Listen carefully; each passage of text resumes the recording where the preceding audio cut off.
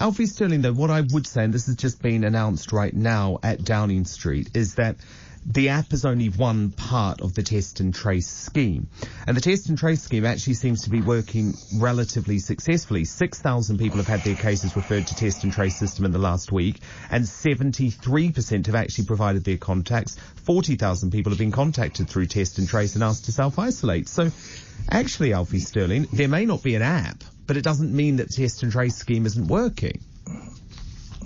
Yeah, I mean, I think you're right that although Patrick's spot on in terms of this app has been a complete embarrassment for government, it is only one part of the wider strategy. Unfortunately, that wider strategy is equally embarrassing at the moment for government, and that's because the capacity for tests and the numbers you were just mentioning there are incredibly small compared to other countries, other economies that are in a similar position in terms of this pandemic. So, whether it's South Korea, Germany, they've all brought in capacity much, much quicker on the curve. But actually, the really critical thing is that test, track and trace only really works once you've managed to get control of the virus to a point where the case of infections, the level, of infections is low enough that you can then act upon the information and isolate and shield the rest of the population from those people who are viral. And the proof of the matter is we have started unwinding the economy way before we've got infection levels down to that point. Now, there's a whole separate discussion there as to whether that's right or wrong and to what extent. But the truth of the matter is, whether we believe that to be right or wrong, the test and trace strategy is not working and isn't operable while we have far too many cases in the community.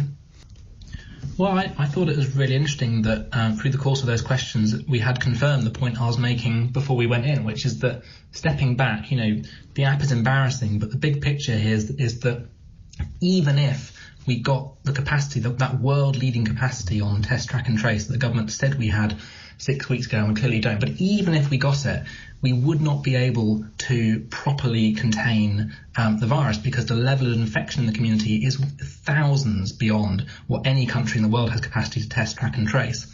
And that's the big problem here. And I think focusing on the app is it's almost like a little error in the bottom of the spreadsheet, where actually the problem in the spreadsheet is the number is just far, far too big.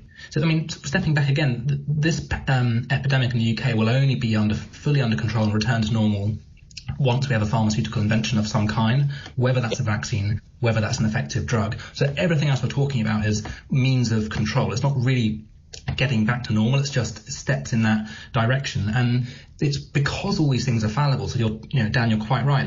Compliance with the rules of test, track and trace and the effectiveness of all our different schemes, all of these things mean that the only way to really bear down on this is to get the infection level down.